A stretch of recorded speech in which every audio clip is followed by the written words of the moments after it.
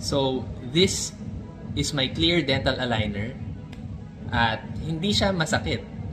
Ano nga ba to?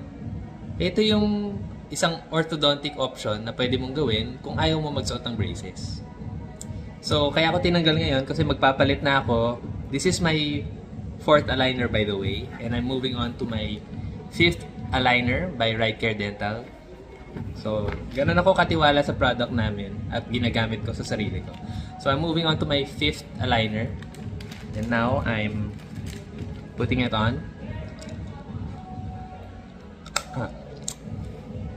Hindi siya masakit, pero medyo mas masikip siya kaysa sa naunang aligners because you need to replace them every 2 weeks para magka-movement yung ating ngipin. And guys, ano sa tingin nyo? Di ba hindi halata? Nagagamit ko the whole day.